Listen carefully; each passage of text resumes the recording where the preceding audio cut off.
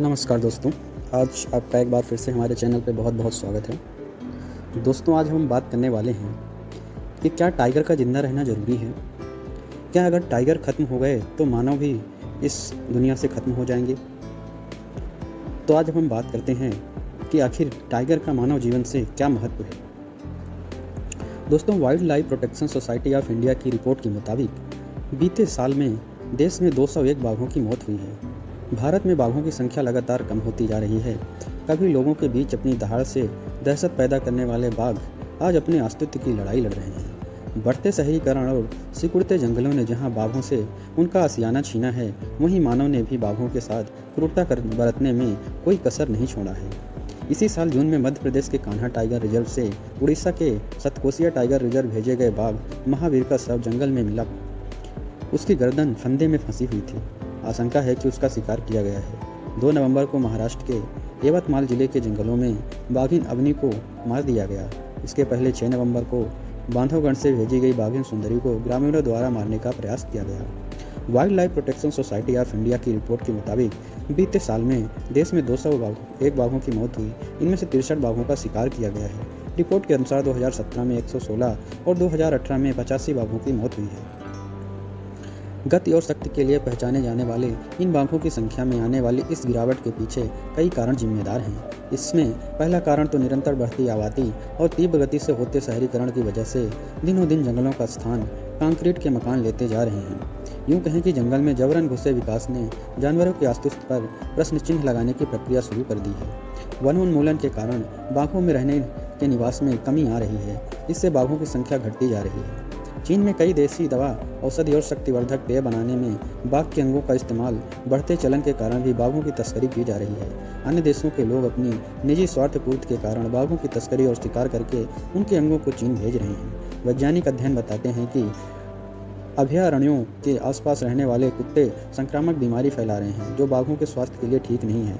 इसके अलावा करंट, आपसी संघर्ष, रेल रोड एक्सीडेंट और जहर देकर मारने के कारण भी ऐसी प्रक्रियाएं सामने आ रही हैं। गौर करने वाली बात तो यह भी है कि अधिकतर बाघों की मौत इंसानी वस्तुओं में घुसने और शिकारियों के हाथों हुई मौत के कारण हो रहा है। जंगलों में पानी के अभाव के कारण अक्सर बाघ मानव बस्तियों तक आने के लिए विवश हो जाते हैं। दोस्तों, बाघ परिस्थिति के लिए खास महत्व रखता है। पारिस्थितिक पिरामिड तथा आहार श्रृंखला में बाघ सबसे बड़ा उपभोक्ता है। आज बाघ संरक्षण देश ही नहीं बल्कि दुनिया के समक्ष भी एक बड़ी समस्या बनी हुई है। संरक्षण के अभाव में बाघ से मिलने वाले लाभ से भी हमें वंचित रहना पड़ रहा है। भारत में भारतीय वन्य जीवन बोर्ड द्वारा 1972 में शेर के स्थान पर बाघ को भारत के राष्ट्रीय पशु के रूप में मनाया गया था।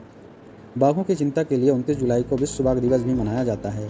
बाघ को बचाने के लिए सरकार ने योजना व नीतियां बनाने में कोई असर नहीं रखी, लेकिन इतने इंतजाम के बाद भी बाघों की संख्या निरंतर कम होती जा रही है। यह बड़ा सवाल है। सच तो यह है कि राज्य सरकारों का उदासीन रवैया और रिश्वत की प्रवृत्ति ने संरक्षण के नाम पर बाघों तक पहुंचने वाले लाभ को बीच में ही निगल लिया है। इन हालातों में आवश्यकता है कि जंगल टास्क फोर्स का गठन किया जाना चाहिए और उसे पुलिस के समकक्ष अधिकार दिए जाने चाहिए। गाहे बगाहे शहरी क्षेत्रों में कई सारे जंगली जानवर आ जाते हैं और उनको इन बस्तियों में कठिनाइयों का सामना करना पड़ता है। दोस्तों, हर वन्य प्राणियों को बचाना आवश्यक है, नहीं तो मनुष्य की आने वाली पीढ़ी केवल चित्रों और चलचित्र में ही देख पाएंगे। जितना हक मानव का है उतना ही हक हर जीवन का है। जानवर ने इंसान की ज़मीन पर कब्जा नहीं किया, बल्कि मानव ने उनकी जगह पर कब्जा किया है। जितना जंगल जरूरी है उतना ही जानवर भी, उतने ही पेड़ पौधे फल फूल भी जरूरी हैं। अगर गुलाब, गेंदा, रात की रानी जैसे पुष्प ना हो तो किसी को फर्क नहीं पड़ेगा। यह सब का एक प्रकृति के निकट रहने वाले इंसान को बहुत फर्क पड़ेगा। लोग तो बनावटी पुष्प से भी घर महका सकते हैं, पर उस पर अगर इत्र से खुशबू भी करेगा तो वह भी पेड़ पुष्प से बनता है। अगर केमिकल से बनाए जाए तो उसको सहन नहीं कर पाएगा। इंसान केवल अपने बारे में और अपने सगे संबंधियों के बारे में सोचता है। अगर बाघ को नहीं बचा पाए तो किसी को कोई फर्क नहीं पड़ता, पर बाघ की संख्या कम होने पर इंसान का दोष है। गिद्ध विलुप्त हो गए। मुंबई में एक समुद्र के तट पर कछुए विलुप्त हो गए थे। फिर मुंबई के निवासियों ने कठिन प्रयास से समुद्र के तट पर को साफ किया और कछुए वापस आए। मनुष्य इतना स्वार्थी हो गया है कि वह सोचता है वही जीवित रहे, बाकी सब जिए या मरें। अगर सारे फूल खत्म हो गए तो हम जीवित रह सकते हैं। जंगली जानवर जीवन का संतुलन बनाए रखने के लिए यह आवश्यक है। मनुष्य आबादी बढ़ती ही जा रही है और आवास के लिए जंगल को काटा जा रहा है। अपने स्वार्थ के लिए जंगली जीवन को मार के अपना सुरक्षा बनाने वाले मनुष्य का नमकीन खाना जानवर भी खाने लग गए हैं और बंदर अब शहरों में घूम रहे हैं। टाइगर का मांस, चमड़ा, हड्डी, अन्य अंगों के लिए मार के अब वो खत्म होने का नौबत आ गया है। टाइगर के खत्म होने से इंसान के अस्तित्व पर तो कोई फर्क नहीं पड़ेगा, लेकिन वह धीरे धीरे इंसान को जरूर खत्म कर देगा।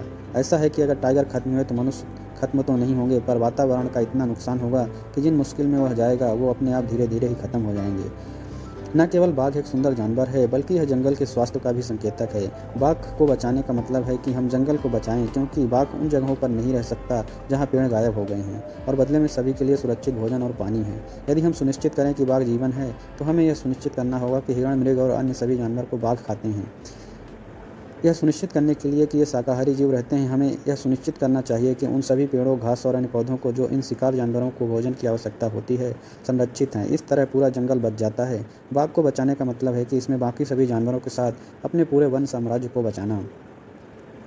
हमारा अस्तित्व प्रकृति वातावरण पर निर्भर है, क्योंकि हम स्वच्छ हवा, भोजन और पानी प्रदान यही जंगल हमें करते हैं। बाघ भोजन पिरामिड के शीर्ष पर है और एक स्वस्थ वातावरण के संकेतक हैं। वेब ऑफ लाइफ, प्रकृति की सभी चीज़ें मनुष्य, जिनमें मनुष्य भी शामिल है, परस्पर जुड़े हुए हैं। वेब के किसी भी घटक को बदलने से दूसरे पर प्रभाव पड़ेगा। बाघ को बचाने में हमें पूरे पारिस्थितिक तंत्र और उससे सभी निवासियों की रक्षा हो सकती है। बाघों को बचाने के लिए हमें पूरे एशिया में वन निवासियों की रक्षा करनी आवश्यक है। तो दोस्तों, ऐसी ही जानकारी के लिए बने रहिए हमारे चैनल पे। मिलते हैं नेक्स्ट वीडियो में, तब तक के लिए धन्यवाद।